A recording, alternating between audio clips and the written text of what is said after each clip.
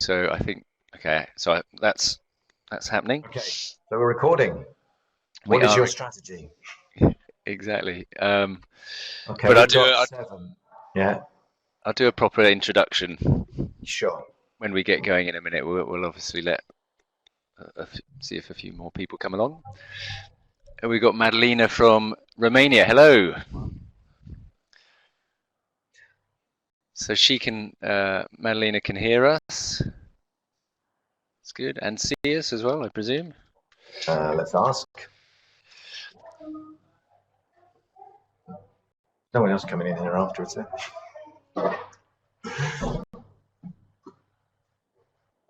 Excellent. Hi. What? Oh, And we've okay, got there. Madalena from Romania. That's An good. hour till 7, but oh, there we go.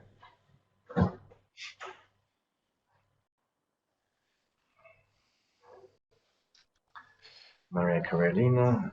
Okay, don't see us. Hi. I don't know if they can see us, Josh. Can you see us, guys? Maybe they can only hear you. I don't know. well, Hi, it's Duncan here. Can you hear me? Yeah, okay. okay, great. And can you see us? Can you see us both? Maria's very helpful. Yes. Yes. All right. Fantastic. Okay. All right. We'll Go give it again. maybe another minute just to see if. Yeah, it's not quite 6. Yeah. Yes, we can see you guys. Great.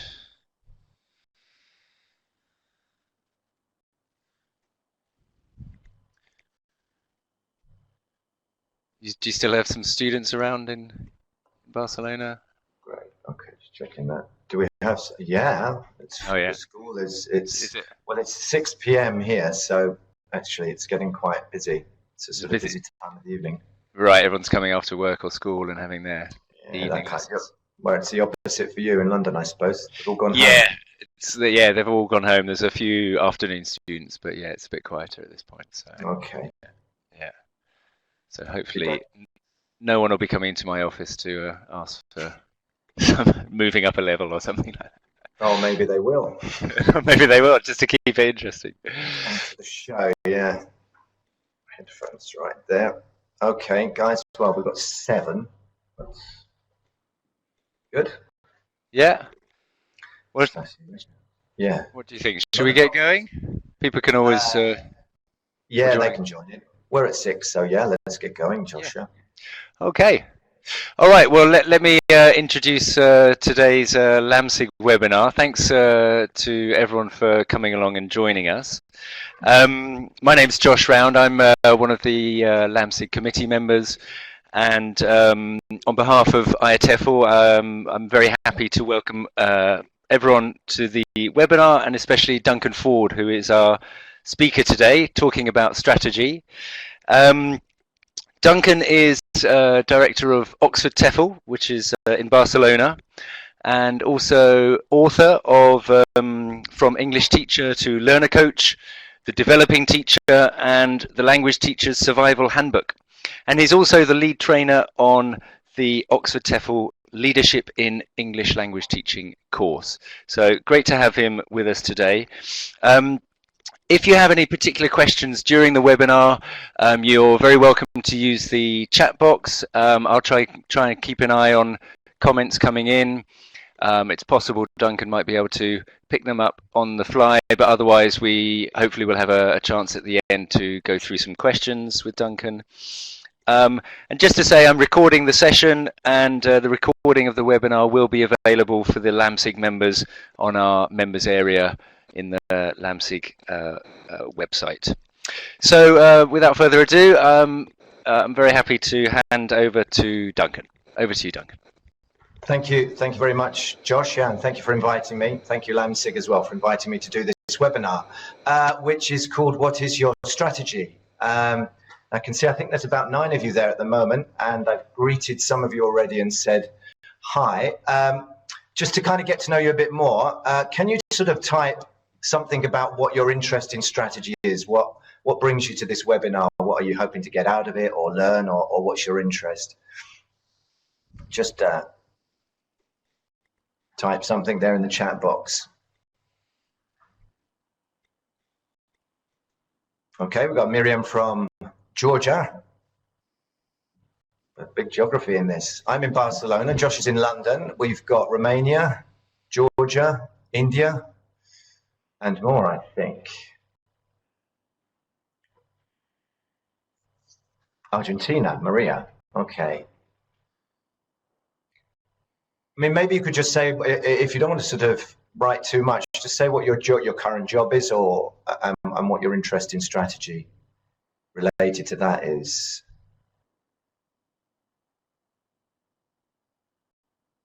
Okay, it says multiple attendees are typing, guys, so you're working hard.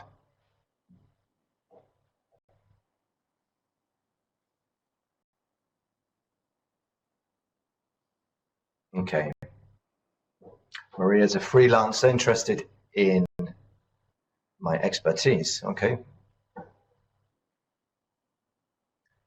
Miriam, general English teacher.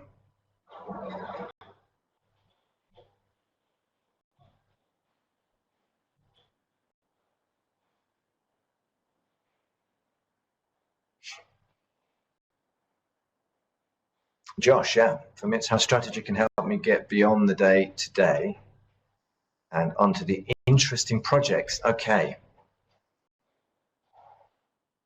Which could be.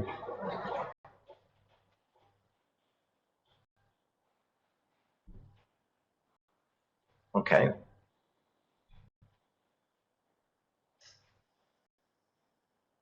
Svetlana's typing.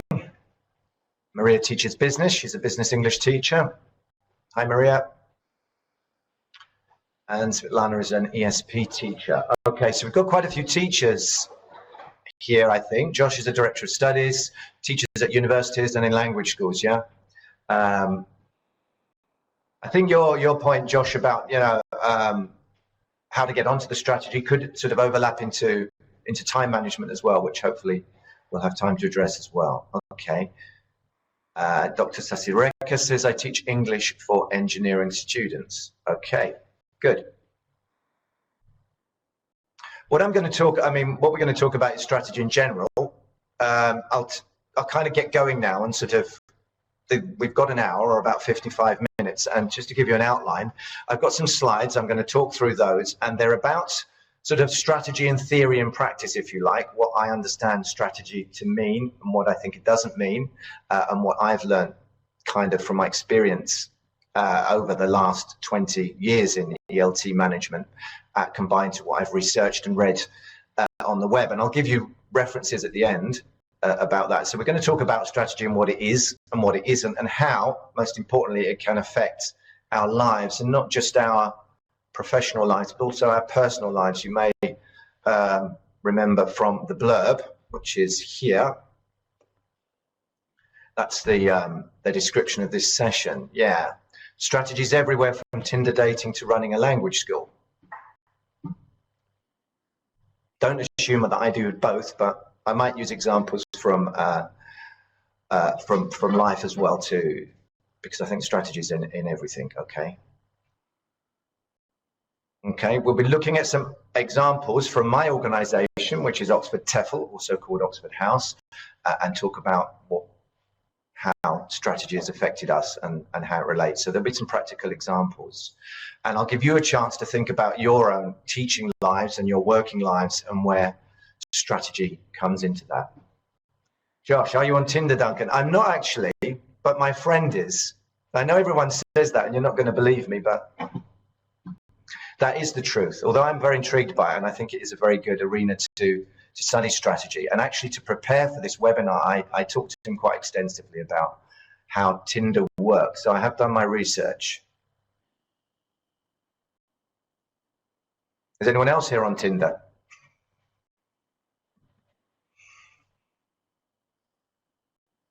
Is Tinder in every country? I noticed there's people from, do you have Tinder in Romania and Argentina? I have no idea. I guess you do. No. Yes. Louis says yes. Yes, you're on Tinder, or yes, you have it in your in Italy. Okay. Louise, okay, not myself, she says, but I bet you have a friend who's on Tinder, Louise, yeah? Right, moving on. Not in Italy. Oh, well, you guys are so outgoing and out there, I suppose you don't need it, do you? You get to see my hand as I change the slide. I'm sorry, that's not very elegant, but there we go. Oops. Okay, going back to the beginning, I mean, the cartoon says 10 minutes left, let's do the strategy. The idea is that we tend to just sort of launch ourselves into stuff. Our daily life takes up all our time, as Josh suggested.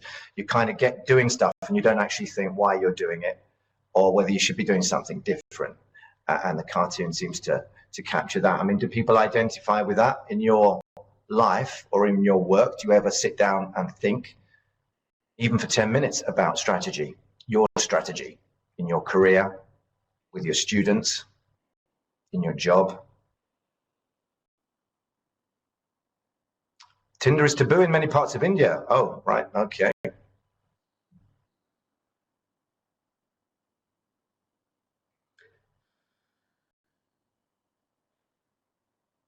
Okay.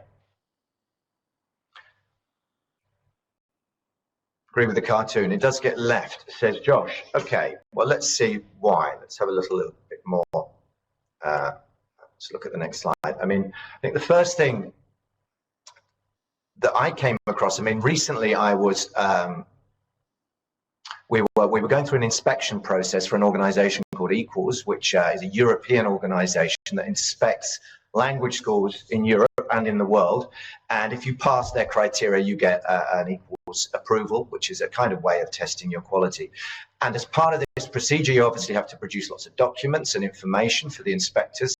And one of the things I had to do was write a strategy. It said, well, tell us what Oxford House's strategy is and Oxford TEFL's strategy. And which I did, and then I sent it off, and I immediately realized I hadn't actually written about my strategy at all, or our strategy. I'd written about our goals. I think this slide neatly captures the difference between them, and it was something that I wasn't really sure about. So we've got a goal. That's what we're trying to achieve, yeah? And this is what I've been writing in strategies. So if you say, well, I want to have a 10% margin this year, or I want all my students to pass the first certificate exam, that's a goal. It's not a strategy. The strategy is the methods and capabilities to achieve the objectives. So if your goal is for all your students to pass the exam, your strategy will be things like the content of your lessons, practicing for the exam, motivating your students to do extra work and practice at home, familiarizing them with the exam, and so on and so forth. Yeah, so you'll have a strategy, and it may include an examination of your own strengths as a teacher and think about what it is about you as a teacher that's going to help them get through the exam, and for the students as well to think about their strategy. Are they last-minute revisers? Are they people who want to work steadily, and so on? So all of that is the strategy. It's the how you get there, but it's not where you're going. Of course, passing the exam, that goal may be part of an overall strategy to up your English qualifications and become more marketable and have more jobs open to you. Okay, so that's the difference.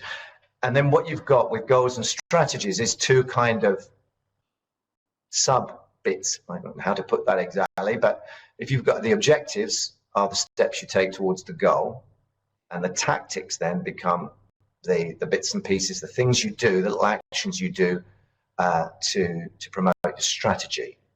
And those are the things you can measure. That is why they're important. So you might say my goal is to pass the IELTS exam in June. Objectives may be set as in passing a mock exam, or doing so many compositions before that time, practice compositions or essays, or studying so many units of a course book, or whatever it is. These could be objectives that are ticked off on the way towards the goal, yeah? Likewise, tactics could be specific activities to implement strategy. Okay, so strategy is how you're going to get there, and tactics are kind of things you're going to use. Maybe a tactic in the class. If your strategy is to motivate your students to do more work at home, a tactic might be when they come in every Monday morning for class, you make a point of asking them what they did at the weekend, or they ask each other, they exchange ideas, or they exchange information about how they've worked towards the exam, and that would be a tactic. Okay.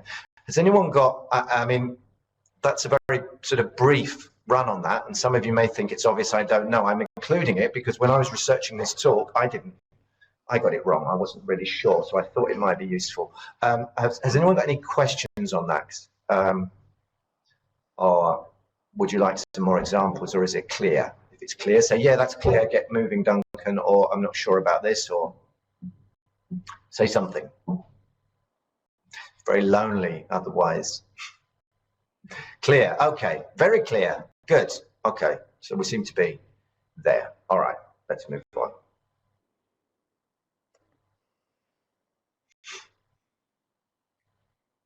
Okay, I mean, these two current, I mean, I think everyone's aware of two sort of current sort of political situations that have been rolling along for the last few years. Donald Trump is one, and Brexit is the other, the idea of Britain leaving the European community. What have these got to do with strategy and tactics and goals and objectives? Well, I'll put the question to you. Which of these do you think, was there a strategy, and where isn't there a strategy? Perhaps it's an easy question. Who had the strategy of these two? It's really an example too. Do you think Trump had a strategy, or is Brexit a strategy? Did Brexit have a strategy, or the people promoting Brexit? Yeah, you got it. Yeah, exactly. I mean, Trump has a strategy, but whether you like him or not, he was successful, and I don't think he was successful by accident. We can guess what his strategy might be. His goal was to become the president of the USA, but that wasn't his strategy. His strategy was thinking, how will I become president? And it may have involved him thinking about his strengths, what he could offer people, what he was good at. The charismatic businessman, yes. He's not being smart and clever and intelligent like Obama, but he could offer that sort of, I can meet the common people.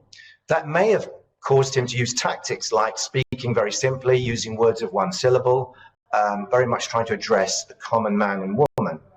Some people might think, well, that's it, he can't actually use long words, but we don't know that. I think even if that's the case, it can be a strategy. So strategy tends to sort of mix up with what you're capable of, what you can do, and how you use that to achieve your aims. Very often, I think people get confused with strategy and think it's a thing you have to do that's planned by someone else, but it kind of comes out of your own strengths and what you can do well. We'll come back to that later. Brexit, of course, is an example of a goal. We want to leave the European Union, but with no strategy, absolutely no idea of how to do that. Of course, it started with a referendum which asked a question about a goal, but there was no question about the strategy, and no one had actually thought of the strategy because it was actually part of a strategy to do something else. So an example of no strategy and where that can lead. Now, I don't wish to imply that not having a strategy is always a bad thing. We'll see later on how it's not quite that simple. Because in this case, it seems Trump has been more successful, and maybe his strategy has got something to do with that, but it may not. But it may not always be the case. It can succeed without a strategy. We'll find out a bit more about that. Does anyone want to ask any questions or say anything about Brexit or Donald Trump or Tinder or anything else? No? Let's move on then. Next slide, and you get my jazzed hands on the way to it. Right, here we go. Okay, it's just to reiterate what we've said, this GSOT, the goals, the strategies, the objectives, and the tactics, and some more examples, yeah? So these are examples from my context. A goal could be that we want to be recognized in the city for having the best teaching quality, the best school with the best teachers, okay? A strategy, therefore, could be recruiting and developing excellent teachers. An objective, this is the measurable step. How do I know I'm getting to my goal? Well, one objective might be to increase student ratings on teacher quality by 10% in 12 months. So we say, right, well, we're trying to be the best school with the best teachers. One way of measuring that is to ask the students, and if they're giving us 8 out of 10 on average now, maybe if they give us 8.5, that's an indicator that we're moving towards our goal. So that would be an objective, yeah. And a tactic, a tool we're using to meet the strategy, could be offering a discounted diploma or Delta course to attract and improve teachers. So that could be a tactic we use to sort of attract all the good teachers in the city to come and join us because they're going to get good training, okay? So that's an example of those 4 things, all right? I'm going to move on because I think those are, but do remember, you can always jump in if you want to, you know, just type in a question and I'll pick it up, or Josh will, yeah? So just don't let me ramble on if it's not making any sense, please. Okay, I see we've got 12 now, so let's move on. Okay, there we are again. Now we're starting to think about the order of these things. Which comes first, the strategy or the goal? Now, there are 2 ways of doing this. You could start with the goal, which would be a sort of top-down approach, and that's the traditional one, isn't it? Yeah. I want to be the president of the USA. How do I get to be there? Yeah. I want to meet an attractive person on Tinder. What do I need to do to get all the swipes? Yeah. Whatever it is. This is a normal way we think about strategy. But it can be the other way around. We could start with behaviors, things you do. And then out of those, you notice stuff happening. So maybe you're kind of a politician and you're just trying to help people, or whatever it is you're trying to do, if to kind of become more known, or to be recognized, or to do good works. So these could be strategies. And out of those, you could then develop a goal, going, well, given that these strategies seem to be working, then maybe a goal could be to become president. So it's not just, there's a chicken and egg situation here. We're not sure which comes first, okay?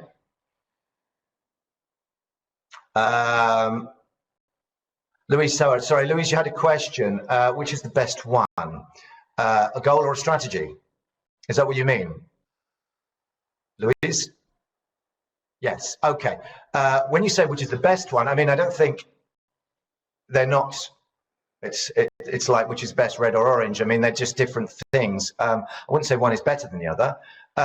We saw in the case of Brexit, if you have a goal without a strategy, in some cases, it's unlikely that you'll achieve the goal, but not impossible.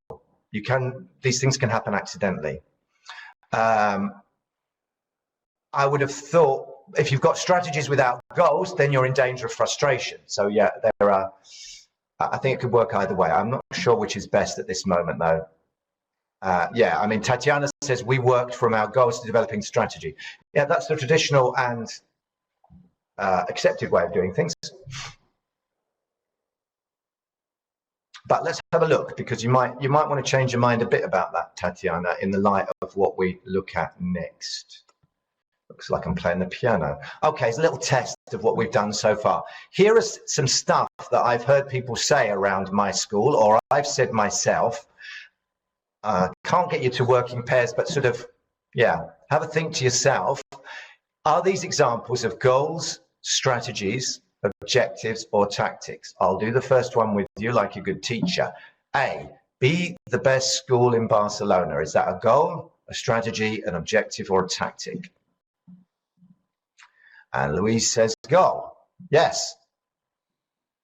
I should have let everyone else guess first, but there we go. That's a goal. Indeed it is. Do the same for the other ones. You don't have to type your answer, but I'm just going to give you a minute or two just to think about the other ones. Perhaps if there's one you're not sure, you could say, not sure about E, or is E this or that, yeah? But have a look at the exercise and just decide for yourself. Is it a goal, a strategy, an objective, or a tactic?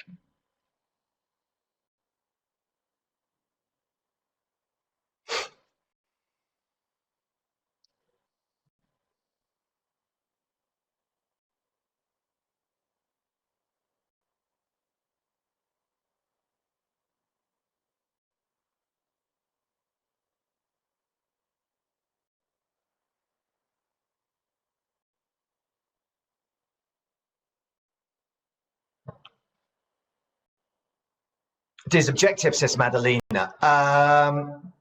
It is, yeah. Well, let's go through them now. I guess we've had a couple of minutes. Don't worry if you haven't looked at them all. I'll talk you through them. Develop our Spanish courses. That's not clear to me what that is actually. It could be if your goal was to use more classroom space or generate more incomes, developing Spanish courses could be a strategy to doing that if you saw there was a market. If it's a goal, it needs to be a little bit more specific, doesn't it? What does develop exactly mean? It perhaps needs some objectives. How many students, the kind of teachers that are teaching them, and the range of courses. Invest in Google optimization seems to me like a tactic. Perhaps the strategy is to increase our sort of share of internet awareness or our profile in internet. But investing in Google optimization will be one part of that. So it seems to me like a tactic. Be innovative. Yeah, as Madalena says, is an objective. It could be, but again, it needs to be specified if it is a goal, rather. It needs to be specified what is it exactly. It could be a strategy as well, depending on what we've decided our goals are, but I'm not really sure on that one. Dr. Kavitha says that E is tactics. Yeah, I think that's the strategy could be to improve quality of teaching, and a tactic could be to do more teacher observation. Yeah. Create more flexible courses for students. Again, that seems to me like a goal. But again, it's a little bit vague. It doesn't say exactly what we mean by flexible. But you're probably recognizing the kind of things. These are the things people say in your schools. I don't know if that's the kind of thing you say in your school, Josh, or you hear people say, phrases that get bandied around. But it occurred to me that they don't really always help us very much, or certainly in their current form. They're not quite nailed down, are they? Take advantage of our central location. That seems like a strategy to me. We're in the center of town. We think that will bring us more students. Let's take advantage of that by advertising it, getting people in, making sure they know it's central, and making that a big part of our sell. If we've decided that's a thing that we want, that we think will attract students. So that could well be a strategy, I think. But again, the strategy then would need some goals to go with it. As in, are we going to get people into the center? How many and when are we going to get them? Or are we going to talk about that on internet? And if so, how? Have a 10% profit margin is a goal, not a strategy. Okay, Josh says, yes, they're coming. Yeah, age is a goal. I think Dr. Kavitha is right there. They have, it's a goal. Again, it's not a strategy. And this is where I come back to my equals document for the inspectors. I said, oh, we're going to have a 10% margin, as if that was a strategy, and it's not really a strategy at all. It's a goal, I think. Okay. And there would have to be a strategy to go with it. What might the strategy be to go with H? It may be a combination of generating more incomes, reducing expenses, selling off the family silver, whatever it is you decide to do. All right, let's move on. Any questions up to there? I mean, that's that activity really, just to sort of tie up the phase on goals, strategies, objectives, and tactics. You all right?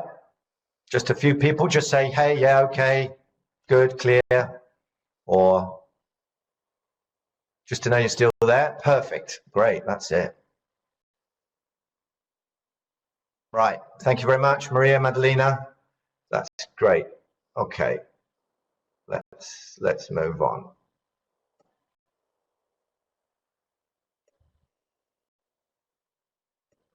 Oh, right, there we go. Goals and objectives are the what. Goals need to be smart. As we said, they can't, some of the goals we saw there were vague. They need to be specific, measurable, agreed. I don't know if you know about SMART. I don't want to go into it at the moment, but the idea is that they're not specific enough.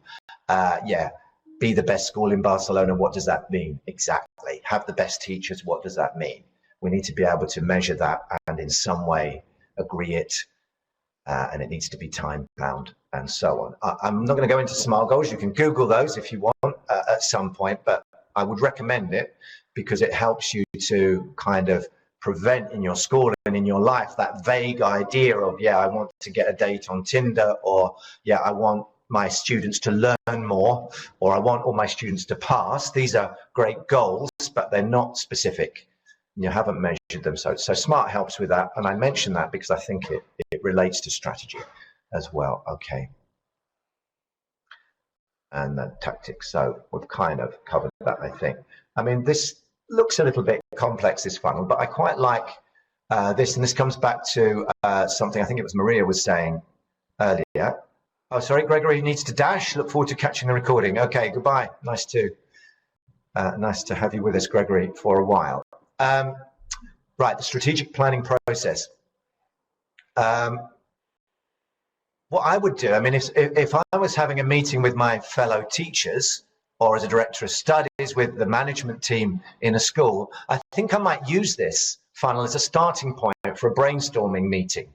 And I think that brainstorming meeting could take 6 hours or 6 days, but it's certainly going to take longer than 10 minutes because it really does capture all the elements that go into strategy.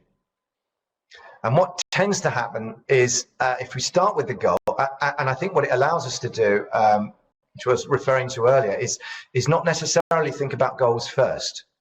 If you look at the top of the funnel thing, you've got personal values, history, employee ideas, trends, and organizational values. So before you this is kind of the starting point of your strategy. Your strategy isn't, yeah, we want to have the best teachers or be the best school or get 10% profit or get all our students to pass. We have to start thinking about who we are and what the point of it all is. In other words, there's a bit more work to be done with strategy, and it needs to have all those things in. It's no point having a strategy that says we want a 10% profit if the organizational values are not interested in that. We're not interested in making a profit. We just want to break even or be sustainable. What's the point of having an aim to have the best teachers in the whole city when the organizational values may be that we value sales and not teaching so much? We think it doesn't really matter who the teacher is because we can just sell a lot by having a lot of good salespeople. So all of this has to, if it's not considered, you're going to end up with goals and strategies that don't really match. Basic questions: where are we? Where do we want to go? And a little consideration of the environment as well: political, economic, social, technological. Okay. And at the end, you get an action plan. But notice the strategies come, the objectives and the strategies kind of come at the end of the process, not at the beginning.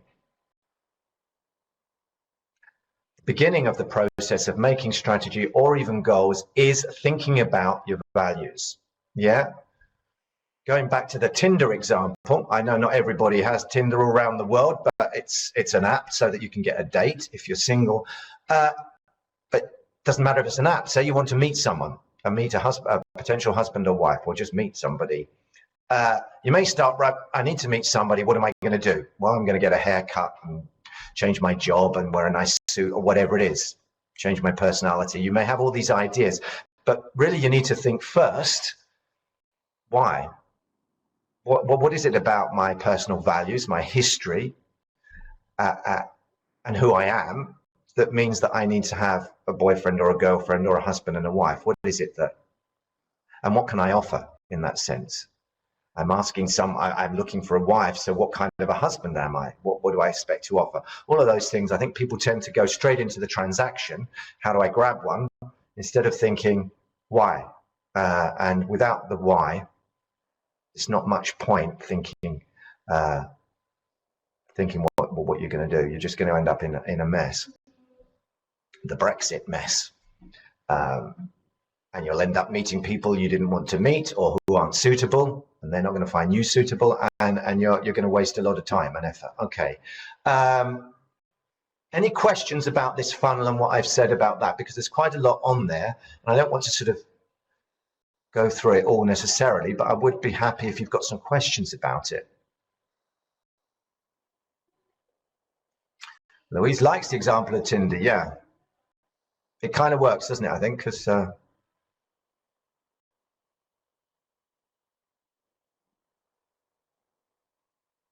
things with Tinder, it focuses you on strategy, I think. I mean, when I was younger and there wasn't Tinder, we thought of strategy a bit, you know, it's Saturday night, I'll get dressed up and wear something nice and try to say some nice things. But Tinder is really much more complex than that. And it involves quite an activity of marketing yourself and kind of looking at yourself in the mirror a bit, as far as I understand, and thinking about who you are and what you want and how you will attract people to that, what you have to offer.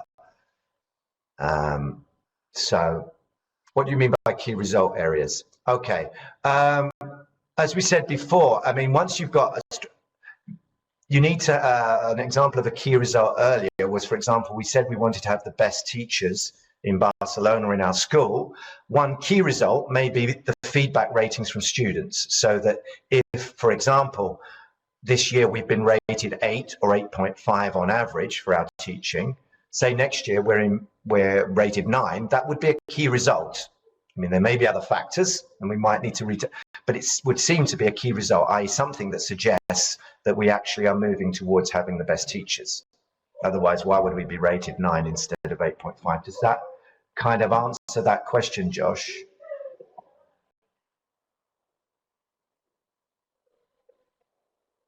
Also called indicators. Yeah, exactly.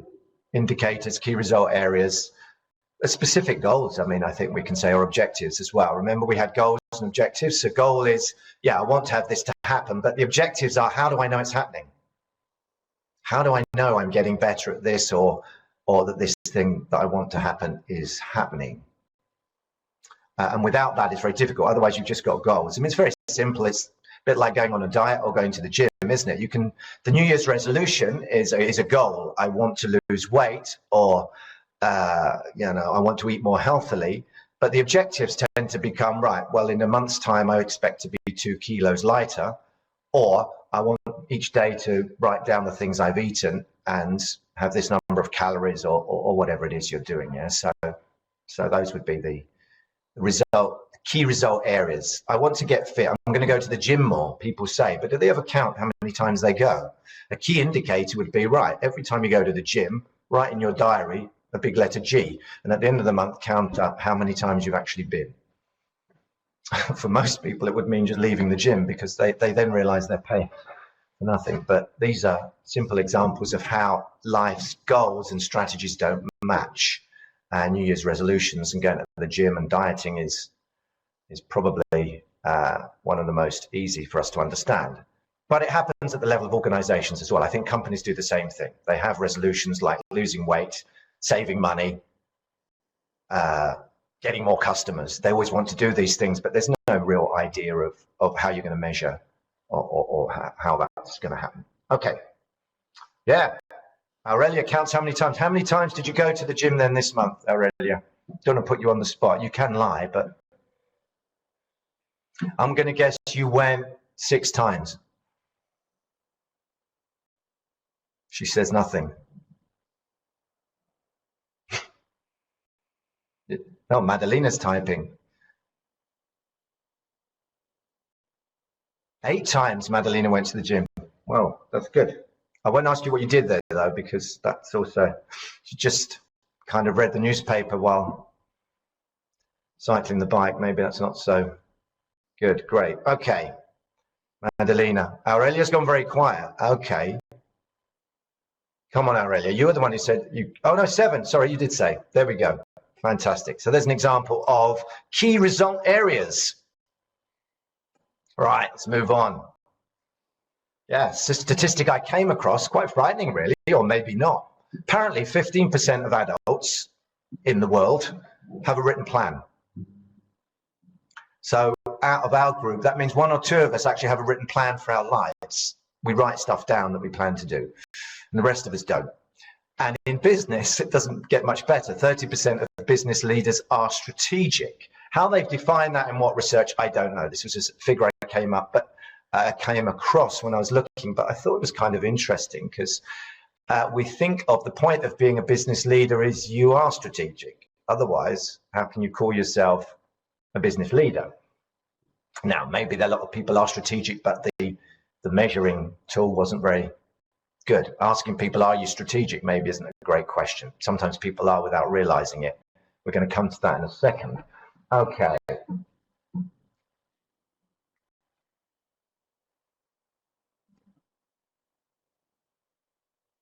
So when you're thinking about your strategy, I mean, and this goes back to that funnel thing, but sort of some examples to help you think about that, I think. As I said, just focus on strategy rather than goals. These are the 4 key killer questions you have to ask. So if you want another meeting with your staff, Josh or whoever is there, next Friday, here's the 4 questions you can get people to answer. And again, this meeting can take an hour or 6 hours or 6 days. Where do we compete? What is our unique value? What resources or capabilities do we use? And how do we sustain unique value? And those questions should help you to produce a strategy. And again, you could ask those, and once you've got that strategy, I think then you're in a better position to get the goals. To answer Maria's question, I think it was Maria earlier, said, yeah, this is marketing, positioning. Yes, exactly.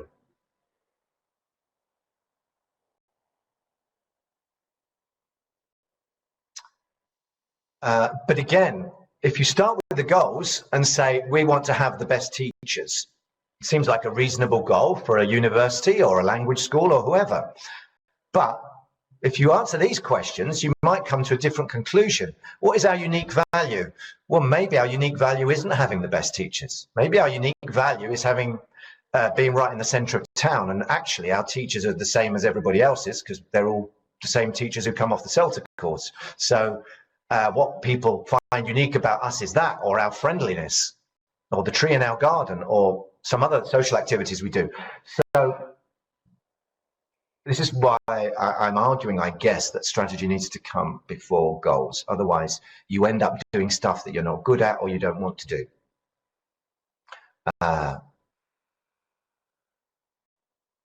And 3 and 4 are very important as well. What tends to happen with goal first or goal-driven thinking, strategic thinking, is that people do more stuff. Right, we'll do more courses for teachers, we'll have more training, we'll have more Google ads. So spend, more, but nobody decides how, but nobody thinks about what you're going to do less of. All right, so you're going to spend 20,000 euros on Google advertising. So what are you going to spend 20,000 less on? You're going to spend 10,000 euros on observing all the teachers in the school way more than you were before. Where's that money coming from? What are you going to do less of? And what happens is you end up adding and adding to achieve your goals, but then you can't sustain. Because you spend 10,000 or 20,000 observing the teachers to get the quality, but the incomes aren't 20,000 or 10,000. They may be estimated at 5,000 or maybe less, who knows? But the quality doesn't produce so. So it's not actually a sustainable value. And again, so these goals in a kind of vacuum never or rarely work. They might work by accident. I mean, it may be that the improved quality of the teachers brings you business to the value of 100,000, but that needs to be stated and measured and thought about. Sustainability is huge. A school recently closed in Barcelona with 1,200 students. You would think a school of that size, it's got clients, it's got students, it ought to be able to be sustainable. It's not like a school with 30 students where you can't do all the levels and that. 1,200 students, but it closed. Why did it close?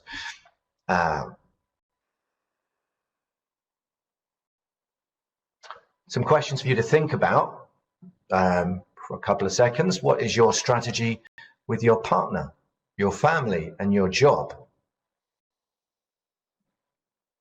What is your school strategy? What is your strategy in the classroom? What is LAMSIG's strategy? I don't know if you're members of LAMSIG, but you've come to the webinar, so maybe you've heard of LAMSIG, the Leadership and Management Special Interest Group, which Josh introduced at the beginning. So here's some questions you can think about. And as I say, strategy doesn't apply just to work. Yeah, what is your strategy with your partner? What is it that you offer that's unique? What is your unique value to your partner or your family or in your office, in your job? And what resources and capabilities do you use in order to, and how do you sustain that? Yeah.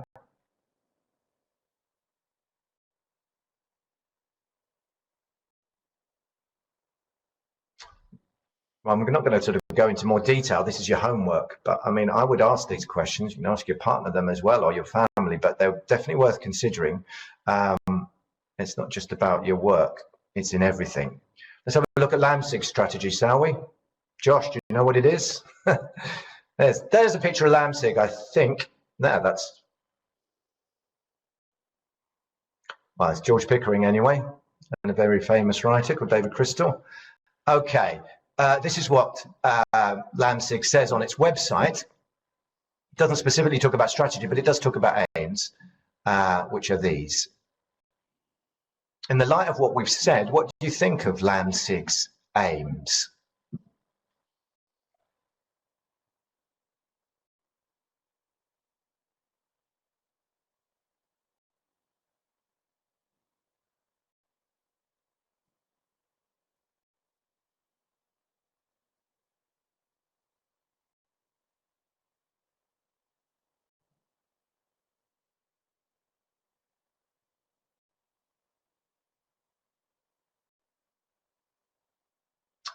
Okay, no questions or thoughts on the LAMSIG strategy? I don't know if Josh is still there. He's in the LAMSIG, I think, in the committee. The rest of you, I don't know what contact you have anyway. I just chose it as an example. Thought it was quite interesting. I mean, the aims seem very coherent. They raise the question, of course, of what strategy they might have behind them to raise awareness among the ELT profession of management issues. Okay, that is a goal, an aim, but what would the strategy be? Well, of course, it could be to have webinars like this, where you mention it. It could be to participate in conferences. It could be to have a website. There's all sorts of things that could be the strategies that go with that. Interestingly, the last aim is an example of what I would call a pretty vague one. Doesn't sound very smart. To help improve quality standards in ELT. Yeah, I mean, it seems to be one of those goals, a bit like, yeah, to have the best teachers. It's kind of, all right, we all want that, but in what sense are you, LAMSIG, going to contribute to that? Okay, so that would be an example, like the ones from my school earlier, where the statements are made, but perhaps they haven't, they need rounding out, or perhaps they are. But right at the moment, it doesn't seem to offer any unique value. Nobody doesn't want to improve quality standards in ELT, I imagine. I don't think there's anyone out there saying we want to lower standards in ELT. Maybe that could be a SIG. That would be funny. Yeah, there you go. Josh, yes, current aims. To improve our aims, yeah. I think some of the, yeah, they need discussing, don't they? But I think they're a good example. And there we go. Here are some mission statements from famous companies. Guess the company.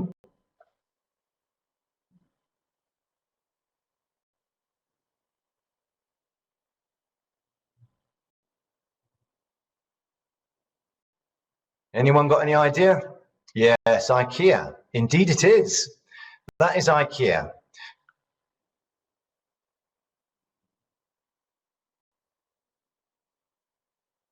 Quite interesting how they have merged goals and strategies there, I think. And IKEA are taken to be a very good example of a company that strategizes very, very well and creates a very unique offering. Or certainly a combination. All the individual bits can be done elsewhere, but nobody kind of puts it all together in the same way that IKEA do. And that's what they captured in their mission statement there. Here's another one. Who's this?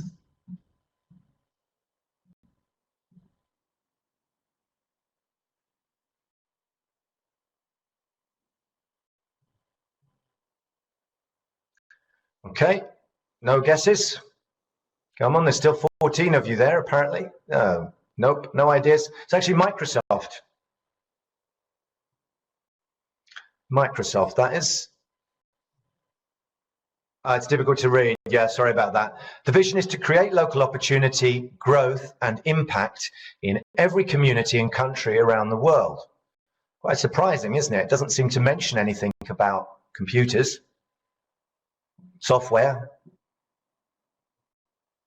To empower every person and every organization on the planet to achieve more. So again, it's quite interesting. They're not just talking about our mission is to sell lots of computers or to have every adult in the whole world using Microsoft products or to make Skype rubbish, even though that was quite good before we bought it. These are not declared, at least, in their strategies.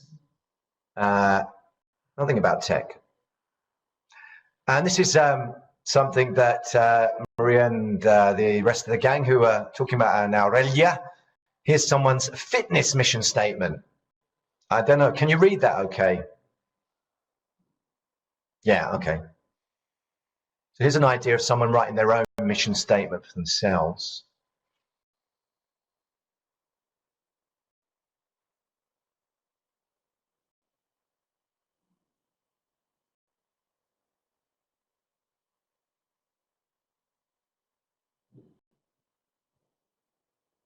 Yeah, I quite like that one. I mean, some people go, well, that's very American and very sort of self-obsessed.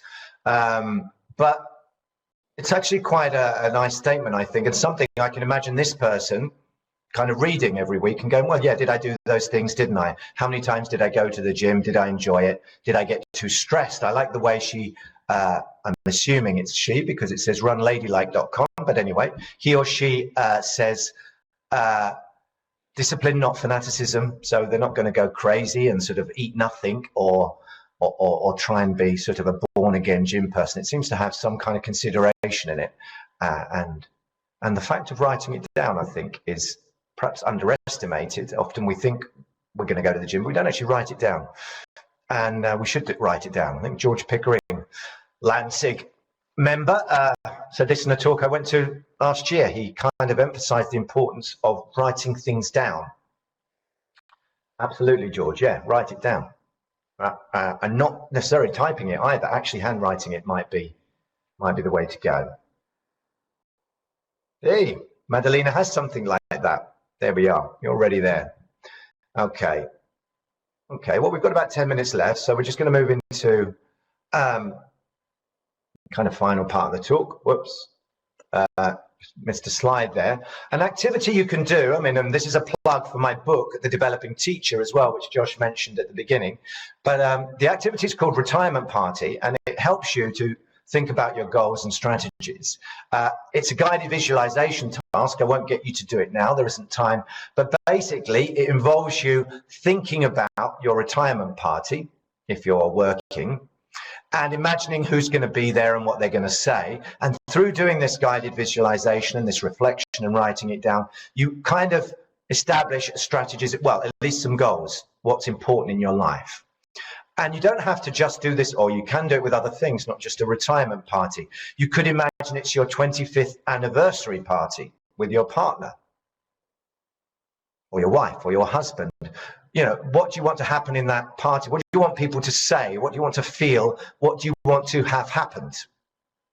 And then that kind of helps you think about your goals and your strategies. It could be, if you're a DOS like Josh is, you think about your handover. You imagine, yeah, in 5 years' time, I'm going to move to another job. So what do I want to be saying to the DOS I am handing over to in 2024? What am I telling her or him? What am I saying I've done and haven't done? What is, and this helps you focus on what your aims and goals are and how to achieve them. If you've got a company, you may want to, if you own a company, you may want to sell the company. So again, you need to say, well, if someone walks in the room and says, why should I buy your company? What's your answer? Your child's 18th birthday, if you're a parent, a good strategy exercise will be to do the retirement party exercise, but imagining it's your child's 18th birthday. Maybe she's only 11 now, but imagine in 7 years' time, who do you want to, you know, what do you want her to say about you at that party? What do you want to say about her? How do you want that relationship to be? And that helps you to get started on that now, rather than wait till she's 18 and go, shit, I didn't do all those things. You've got this idea of actually working towards that. Is that something I want in my daughter's 18th birthday party? Yes or no? Okay, I'm going to do it. All right. A little activity you can do, and if you want to get the book, you can, and if you want to just bootleg it online, you can as well.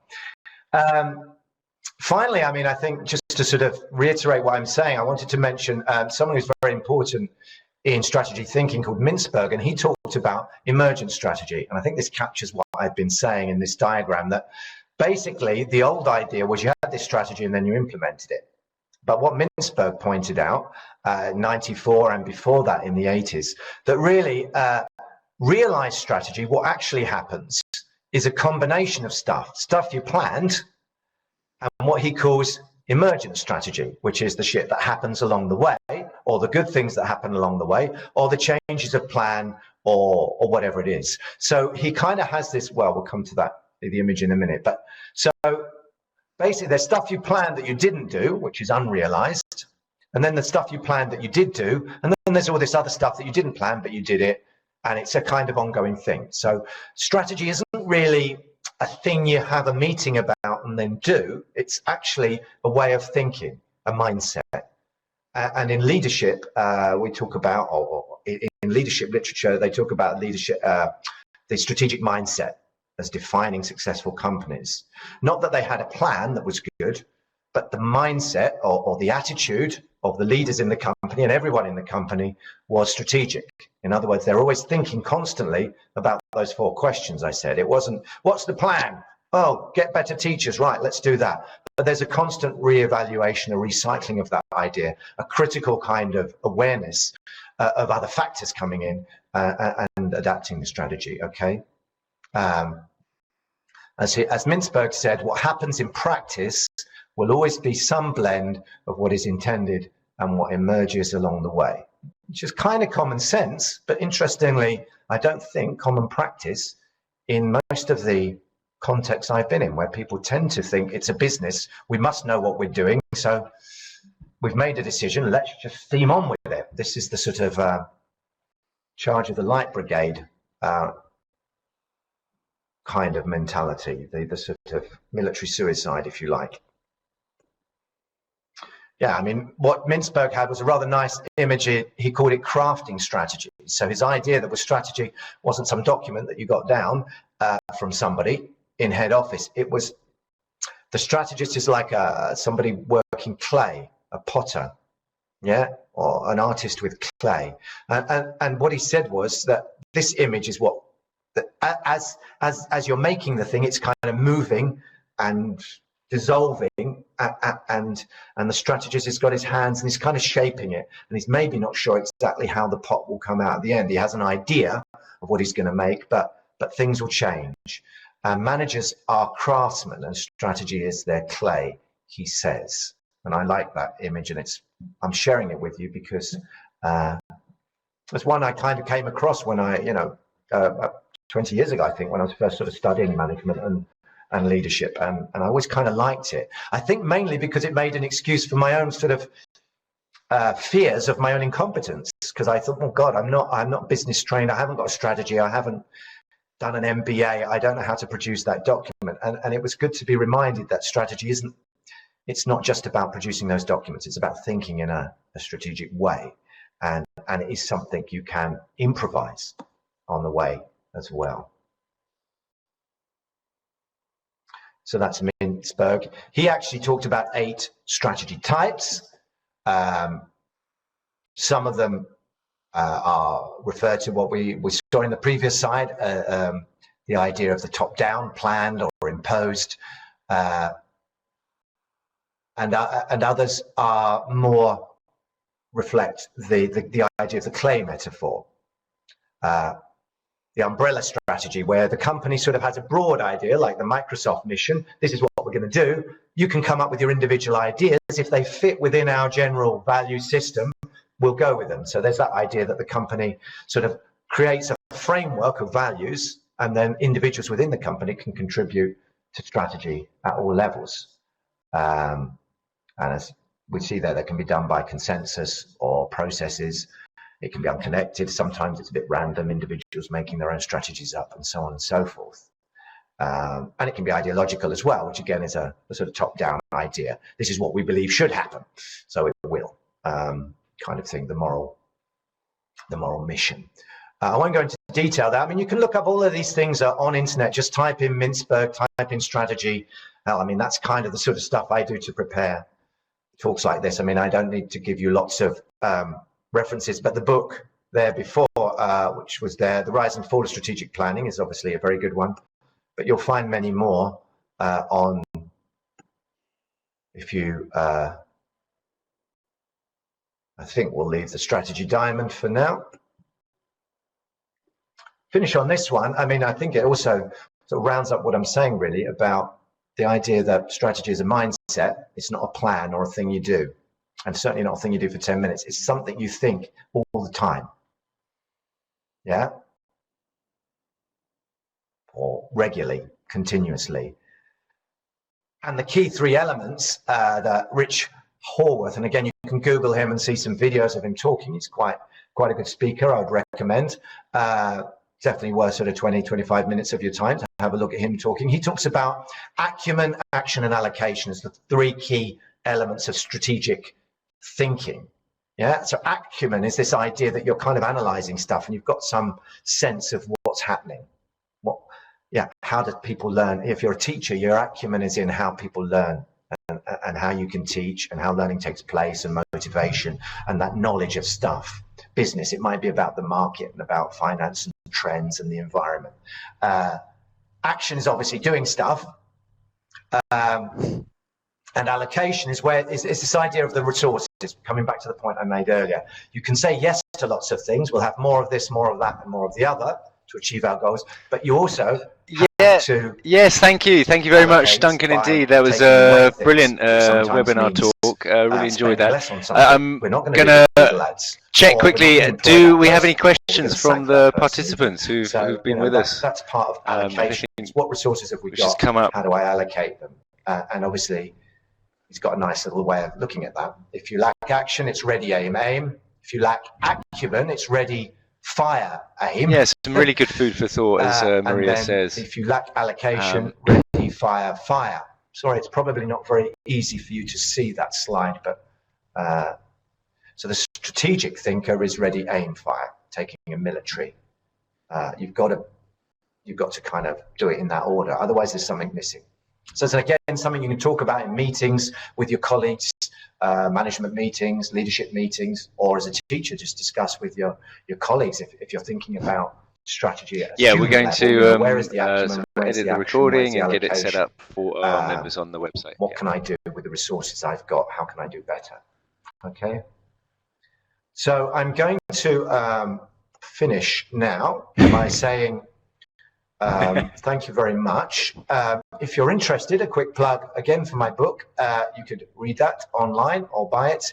Oxford TEFL also runs a leadership course with me as the kind of coach, and it's a 30-hour online course with Skype coaching meetings with me. So if you're interested in exploring leadership themes like this in more detail, you might want to go to our website and have a look at that. Okay, well, there might be one or two other little comments coming in, but thank you very much again to the participants. Thanks for coming along and joining us, and thank you again to you, Duncan, for that really interesting talk on strategy. Just a quick reminder to everyone that, of course, IATF will do a whole range of different webinars, so do look on the website for them. The next LAMSIG webinar is due to be at some point in May. We have Susan Bardoon doing something for us, but obviously more details to follow, and we'll send out information via our channels.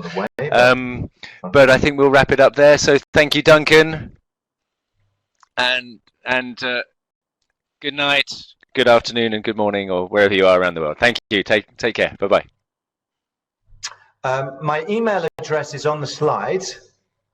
Duncan at Oxford TEFL.